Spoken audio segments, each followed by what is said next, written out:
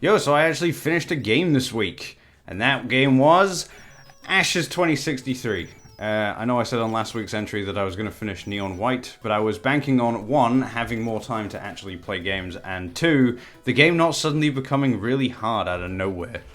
I've hit a point in Neon White where the game has given me a rocket launcher. The rocket launcher is a really interesting weapon because usually guns will have a normal firing mode with bullets, and then you can right-click to discard the weapon for a movement skill, like a dash or a double jump.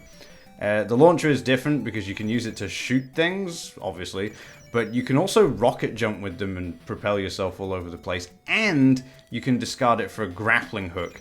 And that means that the levels have gotten a fair bit more complex, and while clearing them isn't that hard, I absolutely refuse to move on without getting the fastest time, and that, along with getting the levels gift for side quests, is making things take a lot longer than I first envisioned.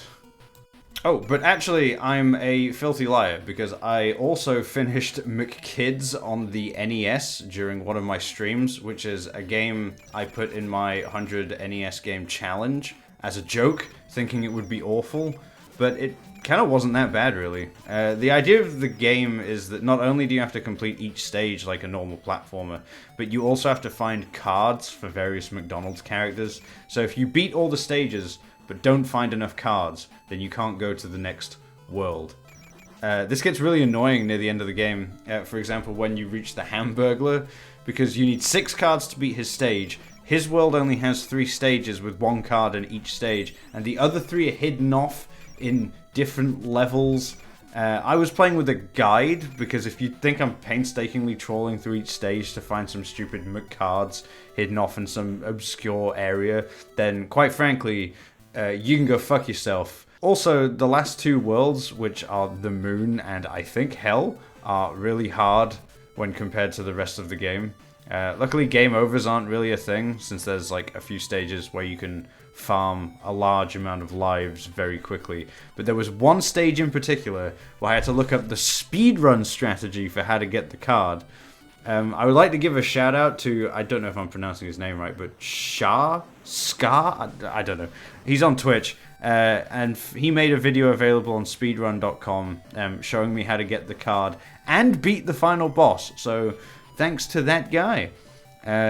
And the next game on my 100 NES game challenge is Star Wars, the NES one, not the weird Famicom one that has Scorpion Darth Vader. So if you want to come and see that, then give my stream Twitch channel a follow. I'll put the link in the description for that. Anyway, what I should do is I should spend some time talking about the game I actually beat this week that, again, was called Ashes 2063. It's a standalone, full conversion, like, mod of Doom 2 that you can download for free. I'll be linking the ModDB page down below, so if you want to give it a try, feel free to go download it. You don't need to own Doom to play it, it just runs by itself. So if you don't own Doom, it's not a problem. I played it a long time ago as part of my free indie game deep dive that I did a handful of months ago, and I was so impressed by Ashes that I've been sort of plugging away at it slowly over the course of a few months.